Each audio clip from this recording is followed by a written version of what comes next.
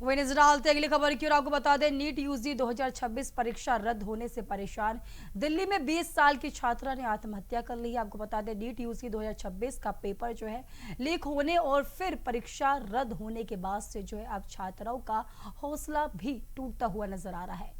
यहाँ तक कि स्टूडेंट्स ने जो सुसाइड घटनाएं का भी काफी ज्यादा सामने आए हैं, घटनाएं जो लगातार इन दिनों सामने आते हुए नजर आ रहे हैं। तो वही आपको बता दें कि ऐसा ही मामला दिल्ली के आदर्श नगर से सामने आया है, जहां एक 20 वर्षीय छात्रा ने जो है नीट परीक्षा रद्द होने की वजह से जो सुसाइड कर लिया है। आपको बता दें छात्रा मौत के बाद से जो है सियासी माहौल और ज्यादा गर्माता हुआ नजर आ रहा है। विपक्षी दलों के नेताओं ने साफ तौर पर मृतक छात्रा के परिजनों से मुलाकात की और केंद्र सरकार पर जो है तीखा हमला बोला है। क्या कुछ कहा देखिए इस रिपोर्ट में। नीट यूजी का पेपर लीक होने और फिर परीक्षा रद्द होने के बाद अब छात्रों का हौसला भी टूटता जा रहा है। यहां तक कि स्टूडेंट्स के सुसाइड की घटनाएं भी सामने आ रही हैं।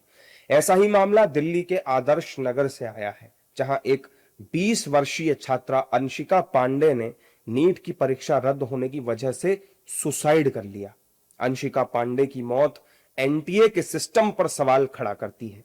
परिजनों के मुताबिक अंशिका सालों से नीट की तैयारी कर रही थी। बीते साल कुछ ही अंकों से वो पीछे रह गई और इस बार पेपर रद्द हो जाने की वजह से वो बेहद परेशान थी। इसके दिमाग में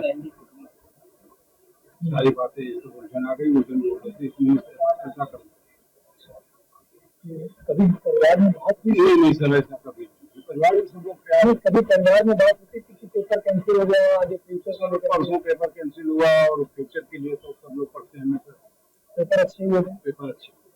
अंशिका की मौत के बाद अब सियासी माहौल भी गर्माता नजर आ रहा है। विपक्षी दलों के नेताओं ने मृतक छात्रा के परिजनों से मुलाकात करके केंद्र सरकार पर तीखा हमला किया। विपक्ष का कहना है कि ये एनटीए और केंद्र सरकार का फेलियर है। देखिए बहुत दुखद है, एक लड़की कई बार से तैयारी कर रही थी, बार बार नीट का एग्जाम दे रही थी। पिछली बार 4 नंबर से उसका नाम रह गया, वरना डॉक्टरी में एडमिशन हो जाता। और इस बार उसने जो पेपर दिया वो लीक हो गया, उससे सदमे में थी और उसने फांसी से लटक के अपनी जान दे दी। कई अलग अलग जगह पे इस तरह की खबरें आ रही हैं। हम चाहते हैं सरकार खुल के बाहर आए और युवाओं को आश्वासन दे कि इस तरीके की चोरी, इस तरीके की लूट बंद करी जाएगी, अब कभी पेपर लीक नहीं होंगे और जो इसके असली दोषी हैं उनको पकड़ें। तो ये परिवार के लिए तो बहुत दुखद है ही है, लेकिन देश में और समाज में इसका बहुत बड़ा गलत मैसेज जाता है। खास तौर पे युवा साथी जो अपनी मेहनत पे, अपनी काबिलियत पे, अपने पैरों पर खड़ा होना चाहते हैं, ऐसे एग्जाम्स जो एनटीए कंडक्ट करता है और हर बार लीक हो जाता है, तो उनकी जो उम्मीदें हैं वो कहीं ना कहीं टूटती है। ऐसे में इस तरीके की घटना निश्चित ही बहुत दुखद है। मैं परिवार के साथ इस दुख की घड़ी में खड़ा ही हूँ। नीट यूजी की परीक्षा का रद्द होना लाखों बच्चों के भविष्य के साथ खिलवाड़ होने जैसा है। हालांकि केंद्रीय शिक्षा मंत्री धर्मेंद्र प्रधान ने इस परीक्षा को बिना फीस लिए दोबारा कराने का ऐलान किया है, लेकिन पेपर लीक की घटना ने एक बार फिर बच्चों को झकझोर कर रख दिया है।